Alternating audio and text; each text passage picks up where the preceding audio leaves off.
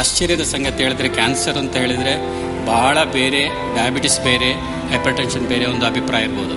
ಆದರೆ ಆಶ್ಚರ್ಯದ ಸಂಗತಿ ಹೇಳಿದರೆ ಇದು ಎಲ್ಲದಕ್ಕೂ ಕ್ಯಾನ್ಸರ್ ಸಮೇತ ಸೇರಿಕೊಂಡಿರೋದಕ್ಕೆಲ್ಲದಕ್ಕೂ ಕಾರಣ ಒಂದೇ. ಅದಕ್ಕೆ ಜೀವನ ಶೈಲಿ ಅಂತ ಹೇಳ್ತೀವಿ. ಸೊ ನಾನೀಗ ಹೇಳೋದು ಯಾವ್ದು ನೀವು ಕ್ಯಾನ್ಸರ್ ಬರೋದಾಗೆ ತಡೆಗಟ್ತಿರೋ ಅದು ಡಯಾಬಿಟಿಸ್ ಬರೋದಾಗೂ ತಡೆಗಟ್ಟುತ್ತೆ. ಬ್ಲಡ್ ಶುಗರ್ ಕಮ್ಮಿ ಆಗಬೇಕಾದ್ರೂ ಹೆಲ್ಪ್ ಆಗುತ್ತೆ. ಕ್ಯಾನ್ಸರ್ ಹೇಳಿದರೆ ಏನಿಲ್ಲ, ದೇಹದಲ್ಲೇ ಹುಟ್ಕೊಳ್ಳುವಂಥದ್ದು, ಅದೇನು ಹೊರಗಡೆಯಿಂದ ಬರೋದಲ್ಲ.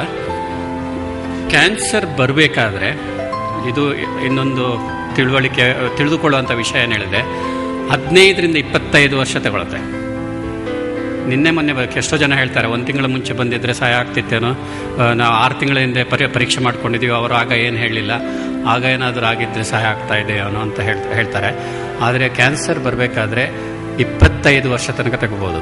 ಅಂದರೆ ಒಂದು 45 ವರ್ಷ 50 ವರ್ಷದವನಿಗೆ ಕ್ಯಾನ್ಸರ್ ಬಂದಿದ್ದರೆ ಏನರ್ಥ, ಅವರಿಗೆ 25 ಅಥವಾ 30 ವರ್ಷ ಇರಬೇಕಾದ್ರೆ ಶುರುವಾಗಿತ್ತು.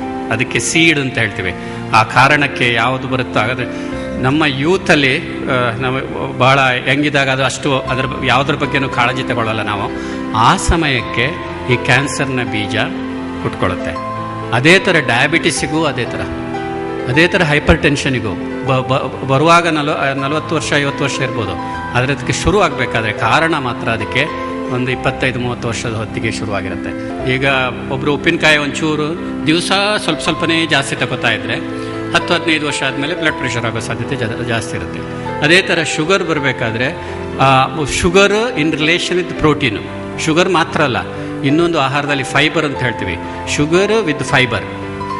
ಒಂದು ಟೆಸ್ಟ್ ಮಾಡಿದಾಗ ಈಗ 50 ಗ್ರಾಮ್ ಶುಗರ್ ತಗೊಂಡ್ರೆ ಬ್ಲಡ್ ಶುಗರ್ ಎಷ್ಟು ಲೆವೆಲ್ ಜಾಸ್ತಿ ಆಗುತ್ತೋ ಆ ಲೆವೆಲ್ ಫೈಬರ್ ಜೊತೆಗೆ ತಗೊಂಡ್ರೆ, ಫೈಬರ್ ಹೇಳಿದರೆ ನಾರು ಪದಾರ್ಥಗಳು ಹೇಳಿದರೆ ತರಕಾರಿ ಅಂಥದ್ದು ತಗೊಂಡ್ರೆ ಜೊತೆಗೆ ತಗೊಂಡಾಗ ಬ್ಲಡ್ ಶುಗರ್ ಅದರ ಅರ್ಧ ಇರುತ್ತೆ. ಯಾಕೆಂತ ಹೇಳಿದರೆ ಇದು ಅದನ್ನು ಹಿಡಿದಿಟ್ಕೊಳ್ಳುತ್ತೆ. ಅದರಿಂದಾಗಿ ಈ ಥರ ಚಿಕ್ಕ ಪುಟ್ಟ ವಿಷಯಗಳು ನಾವು ಸ್ವಲ್ಪ ನಮ್ಮ ಆಹಾರದಲ್ಲಿ ಫೈಬರ್ ಕಮ್ಮಿ ಆದರೆ 15-25 ವರ್ಷ ಆದಮೇಲೆ ಅದರಿಂದ ಶುಗರ್ ಬರ್ಬೋದು, ಬ್ಲಡ್ ಪ್ರೆಷರ್ ಬರ್ಬೋದು, ಕ್ಯಾನ್ಸರ್ ಬರ್ಬೋದು. 15 ವರ್ಷದ ಕೆಳಗಡೆಯಿಂದ ಹೊಸ ಜೀವನ ಶೈಲಿ ನಮ್ಮ ಬೆಂಗಳೂರಿಗೆ ಬಂತು. ಅದು ಹೇಳಿದರೆ ದರ್ಶಿನಿ ಕಾನ್ಸೆಪ್ಟ್ ಅಂತ. ಈಗ ಯಾರು ಕೂಡ ಕೂತ್ಕೊಂಡು ನಿಧಾನಾಗಿ ಬ್ರೇಕ್ಫಾಸ್ಟ್ ಮಾಡಲ್ಲ, ಚಕ ಬರ್ತಾರೆ, ವೆಹಿಕಲ್ ನಿಲ್ಲಿಸ್ತಾರೆ, ಗಬ ಇಡ್ಲಿಯಲ್ಲಿ ಒಂದು ಇಡ್ಲಿ ಸಾಂಬಾರು ತಗೋತಾರೆ. ಆ್ಯಕ್ಚುಲಿ ಅದು ಸಾಂಬಾರು ಎಷ್ಟು ಹಾಕ್ತಾರೆ ಹೇಳಿದರೆ ಇಡ್ಲಿ ಹುಡುಕ್ಬೇಕು ಅದರಲ್ಲಿ.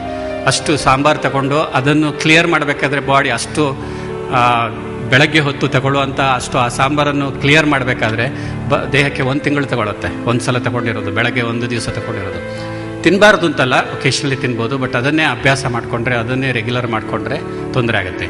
ಗಾಬ್ಲಿಂಗ್, ಮೆಕ್ಡೊನಾಲ್ಡ್ ಅಥವಾ ದೊಡ್ಡದೊಂದು ತಗೊಂಡು ಬೇಗ ತಿಂದ್ಬಿಟ್ಟು ಜೊತೆಗೆ ಈ ಸೋಡಾನು ತಗೊಂಡು ಸ್ಟೊಮಕ್ಕನ್ನು ಡೈಲೇಟ್ ಮಾಡೋದು ಮ್ಯಾಕ್ಸಿಮಮ್. ಸ್ಟೊಮಕ್ ಸಡನ್ ಡೈಲೇಟ್ ಆದ ತಕ್ಷಣ ಸಿಕ್ಕಾಪಟ್ಟೆ ಆ್ಯಸಿಡ್ ಆಗುತ್ತೆ. ಆ್ಯಸಿಡ್ ಎಷ್ಟು ಬರುತ್ತೆ ಹೇಳಿದರೆ it is over produced. Over ಆದಾಗ ಅದು ಎಲ್ಲ ಕರಗಿಸಿದ ಮೇಲೆ ಮತ್ತೆ ಫುಡ್ ಕೇಳುತ್ತೆ. ಇದೊಂದು ವಿಶೇಷ ಸೈಕಲ್ ಆಗಿಬಿಟ್ಟು ಜಾಸ್ತಿ ಈ ಗಾಬಲ್ ಮಾಡಿದರೆ ಫುಡ್ ಜಾಸ್ತಿ ಆಗ್ತಾ ಹೋಗುತ್ತೆ, ಒಬಿಸಿಟಿ ಜಾಸ್ತಿ ಆಗುತ್ತೆ, ಒಬಿಸಿಟಿಯಿಂದ ಬೇರೆ ತೊಂದರೆಗಳು ಬರುತ್ತೆ. 3ನೇದು ಸ್ಮೋಕಿಂಗ್. ಇದರ ಬಗ್ಗೆ ಜಾಸ್ತಿ ಹೇಳಲ್ಲ, ಎಲ್ರಿಗೂ ಗೊತ್ತಿರುವಂಥ ವಿಚಾರ ಸ್ಮೋಕಿಂಗಿಂದ ಏನಾಗುತ್ತೆ ಅಂತ. ಇದ್ರ ಜೊತೆಗೆ ಈಗ ಗುಟ್ಕಾ ಅಂತ ಹೇಳೋದು ಒಂದು ದೊಡ್ಡ ಬಂದಿದೆ ತೊಂದರೆ. ಸ್ಯಾಶೆಯಲ್ಲಿ ಸ್ಟ್ರೆಸ್, ಜೀವನದ್ದು 4ನೇ ಕಾರಣ ಸ್ಟ್ರೆಸ್ ಅಂತ ಹೇಳೋದು. Stress is not bad for body. Stress ಇದ್ದರೆ ಒಳ್ಳೆಯದು. ನಾವು ಸ್ಟ್ರೆಸ್ ಇದ್ರೇ ಅವರ್ ಪರ್ಫಾರ್ಮೆನ್ಸ್ ಇಂಪ್ರೂವ್ಸ್. ನಾವು ಮಾಡುವಂಥದ್ದು ಜಾಸ್ತಿ ಆಗ್ತಾ ಹೋಗುತ್ತೆ, ಚೆನ್ನಾಗಿ ಆಗುತ್ತೆ ಕೆಲಸ. Stress is not a problem. ಅದೇ not able to cope with the stress, ಅದನ್ನು ಹ್ಯಾಂಡಲ್ ಮಾಡೋಕ್ಕಾಗದಿರೋದು, that gives rise to problem. ನಿದ್ದೆ ಕಮ್ಮಿ. ಈಗ ಬರ್ತಾ ಈಗ ಕಂಪ್ಯೂಟರ್ ಬರ್ತಾ ಇದೆ, ಬೆಡ್ರೂಮಿಗೆ ಕಂಪ್ಯೂಟರ್ ಬರ್ತಾ ಇದೆ. That is one of the TV ಬೆಡ್ರೂಮಿಗೆ ಬರ್ತಾ ಇದೆ, ಕಂಪ್ಯೂಟರ್ ಬೆಡ್ರೂಮಿಗೆ ಬರ್ತಾ ಇದೆ. That is the worst thing that can possible. And sleep ಕಮ್ಮಿ ಆಗ್ತಾ ಹೋಗುತ್ತೆ. 5ನೇ ಕಾರಣ 6ರಿಂದ 8 ಗಂಟೆ ನಿದ್ದೆ ಮಾಡದಿದ್ದರೆ the possibility of all diseases, blood ಪ್ರೆಷರಿಂದ ಹಿಡಿದು ಎಲ್ಲ ಜಾಸ್ತಿ ಆಗುತ್ತೆ. ಇದಕ್ಕೆ ಒಂದು ವರ್ಡ್ ಕ್ರಾನಿಕ್ ಸೂಯಿಸೈಡ್ ಅಂತ ಹೇಳ್ಬೋದು. ಈ 5 ಜೀವನ ಶೈಲಿಯನ್ನು ಯಾರು ಮಾಡ್ಕೋತಾರೋ ಇದು ಕ್ರಾನಿಕ್ ಸೂಯಿಸೈಡ್ ಅಂತ ಹೇಳ್ಬೋದು. ಬೇಕು ಅಂತ ನಾವಾಗಿ ನಮ್ಮನ್ನು ಒಂದು ಡಿಸ್ಟ್ರಾಯ್ ಮಾಡಿಕೊಳ್ಳುವಂಥ ವಿಚಾರ.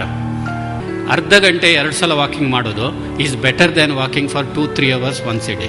ಒಂದೇ ಸಲ 2 ಗಂಟೆ 3 ಗಂಟೆ ತುಂಬ ನಡೆಯೋದಕ್ಕಿಂತ ಅರ್ಧ ಗಂಟೆ 2 ಸಲ ಮಾಡಿಕೊಂಡ್ರೆ 2 ಸಲ ಚಾರ್ಜ್ ಆಗುತ್ತೆ. ನಿಮ್ಮದು NK cell full 24 hours active ಆಗಿರುತ್ತೆ. ಇದು ಇಮ್ಯೂನ್ ಸಿಸ್ಟಮ್ ಜಾಸ್ತಿ ಮಾಡುತ್ತೆ, ಮೆಟಬಾಲಿಸಮ್ ಸರಿ ಮಾಡುತ್ತೆ, ಶುಗರ್ ಕಮ್ಮಿ ಆಗುತ್ತೆ, BP ನಾರ್ಮಲ್ ಆಗುತ್ತೆ, ಕ್ಯಾನ್ಸರ್ ಬರೋದಾಗಿ ನೋಡ್ಕೊಳ್ಳುತ್ತೆ. ಭಾಳ ಕಷ್ಟ ಇದೆಯಾ? 20 ನಿಮಿಷ. ವರ್ಲ್ಡಲ್ಲಿ ಎಲ್ಲಿದ್ದರೂ ಜಿಮ್ ಬೇಕಾಗಿಲ್ಲ, ನಿಮಗೇನು ಎಕ್ವಿಪ್ಮೆಂಟ್ ಬೇಕಾಗಿಲ್ಲ, ಖರ್ಚೇನು ಮಾಡಬೇಕಾಗಿಲ್ಲ. Just walking for 20 minutes. ಎಲ್ಲೇ ಇದ್ದರೂ ಕೂಡ ಅದೊಂದು ಮಾತ್ರ ಕಂಟಿನ್ಯೂ ಮಾಡ್ಬೋದು. ಅದರ ಜೊತೆಗೆ ಮ್ಯೂಸಿಕ್ ತಗೋಬೋದು. ವಾಕಿಂಗನ್ನು ಆ್ಯಡ್ ಮಾಡಬೇಕಾದ್ರೆ ಆ ಟೈಮನ್ನು ಇನ್ನೂ ಇಂಪ್ರೂವ್ ಮಾಡ್ಕೋಬೇಕಾದ್ರೆ ಮ್ಯೂಸಿಕ್ ಮಾಡ್ಕೋಬೋದು. ಇನ್ನೊಂದು ಸ್ಟ್ರೆಚಿಂಗ್. ನೀವು ವಾಕಿಂಗ್ ಆದ ತಕ್ಷಣ ಮಸಲನ್ನು ಸ್ಟ್ರೆಚ್ ಮಾಡಿದರೆ it is better than walking. Muscle stretch ಆದ ತಕ್ಷಣ ಬಾಡಿ ಇಮ್ಯುನಿಟಿ, ಬಾಡಿ ಒಂಥರ substances they get release, the good substance release ಆಗುತ್ತೆ ಆ್ಯಂಡ್ ಹೆಲ್ಪ್ ಆಗುತ್ತೆ. ಇನ್ನೊಂದು ಎಕ್ಸೆಪ್ಟೆನ್ಸ್. ಲೈಫಲ್ಲಿ ಸ್ಟ್ರೆಸ್ಸು ಅದು ಇದು ಎಲ್ಲ ಜಾಸ್ತಿ, ಯಾವ್ದು ನಮ್ಮ ಬದಲಾವಣೆ ಮಾಡೋಕ್ಕಾಗೋದಿಲ್ವ ಅದನ್ನು ನಾವು ಎಕ್ಸೆಪ್ಟ್ ಮಾಡ್ಕೊಳ್ಳೋದು. Okay, it is part of life ಅಂತ ಹೇಳ್ಕೊಳ್ಳೋದ್ರಿಂದ ಭಾಳಷ್ಟು ಕಾಯಿಲೆಗಳು ಕಮ್ಮಿ ಆಗುತ್ತೆ. ನಿದ್ದೆ, 8 hours of sleep, no smoking. ನೀವು ಕಾಯಿಲೆ ಸಫರ್ ಮಾಡಿ ಅದರಿಂದಂಥ ಇದನ್ನು ಹಣ ಉಳಿಸೋದಕ್ಕೆ ಇದು ಬಹಳ ಉಪಯುಕ್ತವಾಗುವಂಥದ್ದು. ನಡೆಯೋದು, high fibre diet, acceptance and relaxation, good sleep and no bad habits.